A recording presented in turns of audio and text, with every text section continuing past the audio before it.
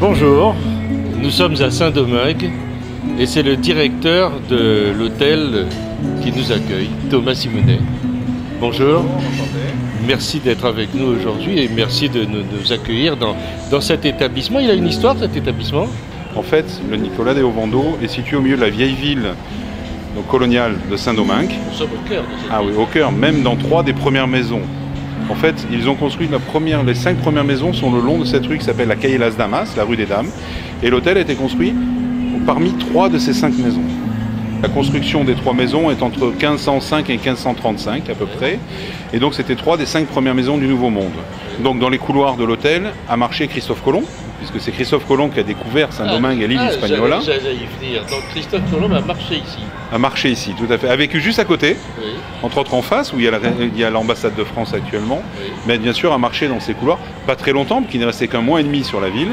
Et après surtout, c'est devenu vraiment la base avancée de l'Espagne pour toute la découverte du Nouveau Monde. Et c'est ici qu'ils ont installé les armées, donc d'où la maison de Nicolas de Ovando, le premier conquistador, chef général des armées, donc du roi d'Espagne. Et aujourd'hui, donc, cette structure accueille ce magnifique hôtel. C'est venu comment ça? Alors c'est venu qu'en 2003, le gouvernement dominicain a commencé à travailler sur la rénovation des vieilles pierres et la protection des vieilles pierres suite à ce que l'UNESCO ait considéré et donc élu la ville de Saint-Domingue comme patrimoine mondial de l'humanité. Et c'est respecté, ça? C'est très respecté de plus en plus. On est dans une deuxième phase aujourd'hui, la réhabilitation de la vieille ville, où de nombreuses anciennes maisons commencent à être reconstruites, sont transformées soit dans des appartements très haut de gamme avec des magasins, soit des entreprises. Donc c'est quelque chose de très bien. Donc l'hôtel est parti de là. En 2003, il y a eu un projet hôtelier. Il s'avère que Accor était en discussion avec le gouvernement. Le gouvernement a dit, écoutez, reconstruisons ensemble ces 3 maisons pour en faire un hôtel de luxe. Des hôtels dans des vieux bâtiments comme ça, il y en a peu. Vous avez une hôtellerie 5 étoiles très moderne, qui est plutôt moderne depuis les années 80-90. Et après la très vieille hôtellerie, on ne le retrouve que dans Saint-Domingue même, ou après dans d'autres villes un petit peu. Mais je pense des partenariats comme ça, le gouvernement, il y en a très peu. Et vous, Thomas Simonet, vous débarquez dans voilà. Cela, après avoir dirigé une structure en Hongrie. Voilà. À Budapest, exactement. Quel contraste, quel changement. Écoutez, c'était une expérience assez magique. On est parti un 15 décembre avec moins 15 degrés et 30 cm de neige de Budapest pour arriver ici le 1er janvier avec 28 degrés sous les tropiques. Et je pense que ça a été une belle expérience. C'est une expérience, je pense, peut-être comme vous quand vous êtes arrivé, avec une sensation, excusez-moi l'expression, de waouh. Quand on rentre dans cet établissement, parce qu'il a un charme, il a un esprit, il a une âme très très particulière. L'âme particulière, comment vous la ressentez? Alors on la ressent avec des petites histoires amusantes. On la ressent d'abord, je pense que quand on se promène, on sent qu'il y a eu de la vie. On sent que les pierres sont chargées d'histoire et pourraient raconter beaucoup de choses. Je le ressens parce que c'est une vieille ville dans laquelle vit encore 75 000 personnes. Donc une ville qui est vivante, qui est une vraie ville et non pas un très beau musée. Et la dernière chose, c'est que l'hôtel est plein d'histoires. Par exemple, près de la réception, il y a un cadre de Nicolas de Ovando, qui est d'origine, qui est des années à peu près 1515-1520, et qui est très légèrement penché. Et on ne le redresse jamais. Pourquoi? Parce que l'histoire dit que si on le redresse, le fantôme de Nicolas de Ovando nous cause un problème. Et à tel point que, par exemple, le directeur technique, dès que nous avons un souci technique, une des premières choses qu'il fait, c'est aller voir si le cadre a été redressé. Voilà pour la petite histoire. Quel type de clientèle vous recevez ici? Alors aujourd'hui, sur la ville de Saint-Domingue, en fait, si vous voulez, l'île de Saint-Domingue, d'abord, est une très grande île. On sait que la partie de Saint-Domingue sur l'île représente la taille de la Suisse, 48 000 km². Donc on parle d'un pays, on ne parle plus d'une île.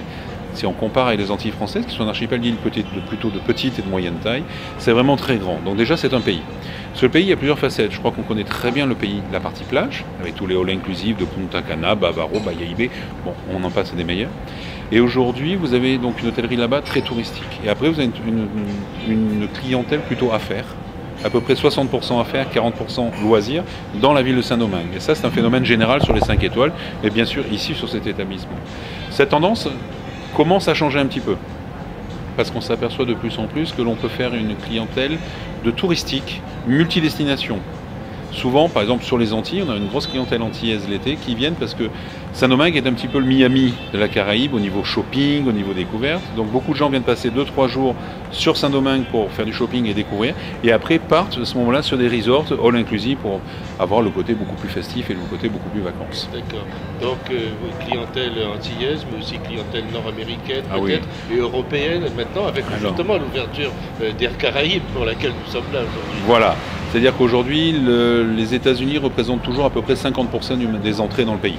L'Allemagne et l'Italie continuent à progresser. Donc, l'arrivée d'Air Caraïbes sur destination, bien sûr, est une bonne nouvelle. Bonne nouvelle à plusieurs niveaux. D'abord, on avait une belle compagnie Air France.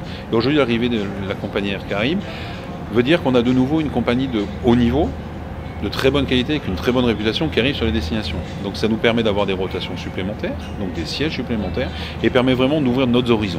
C'est un personnel local? Alors à 99%, oui, tout à fait. En fait, sur 240 emplois, parce que nous avons 3 hôtels sur la ville de Saint-Domingue, dans la ville coloniale, nous avons 3 hôtels à Corps. Nous avons un peu plus de 240 personnes, et sur les 240, nous ne sommes que 4 personnes étrangères. Comment peut-on qualifier Saint-Domingue? Saint-Domingue, vous le considérez comme concurrent, par exemple, des Antilles françaises? Non. Non. Je dirais pas concurrent. Je dirais que c'est un très beau complément. Je crois qu'aujourd'hui, les Antilles françaises, vous avez une concentration de belles choses sur nos îles françaises, que ce soit sur la Guadeloupe, la Martinique, en parlant d'archipel, on ne parle pas d'une île seulement. On a un concentré magnifique. Les Antilles françaises restent un bijou incroyable. Chaque fois que vous avez fait 20 km, vous avez changé d'ambiance, vous avez changé de sable, vous avez changé... C'est quelque chose. République dominicaine est une chose différente. C'est une destination de pays, non pas d'île, comme je vous expliquais. C'est-à-dire qu'aujourd'hui, en République dominicaine... Quelle est la différence, justement? La différence, c'est qu'aujourd'hui, quand vous êtes sur la Guadeloupe ou la Martinique, lorsque vous voulez aller voir une plage en nord, par exemple, si vous êtes dans les capitales, vous allez sur le nord, ben vous allez partir la journée et revenir le soir. Donc c'est une destination d'une journée, c'est comme des excursions. Ici, aujourd'hui, on peut faire jusqu'à 5 heures de route pour aller à une destination. Par exemple, la distance aujourd'hui entre Saint-Domingue et Punta Cana, actuellement, il y a 4 heures de route. Quand l'autoroute sera terminée d'ici quelques mois, on ne sera plus qu'à 2h30. Mais ça reste 2h30 de route. Vous partez en voyage dans la ville de Saint-Domingue. Donc si vous voulez, on ne peut pas dire comme sur les Antilles, où on va dire, je suis par exemple à Saint-François en Guadeloupe, tiens, je vais aller à des... Non, parce que je sais que là, je fais l'aller-retour en journée. Ici, on ne peut pas. On ne peut pas dire je suis à Saint-Domingue, je monte dans le nord à Las Terrenas et je reviens. On sait que ça va faire à peu près 5 heures de route dans la journée. C'est trop. Donc c'est vraiment une destination de voyage multidestination. C'est qu'on ne peut pas graviter autour et voir tout d'un seul coup en partant d'un seul point.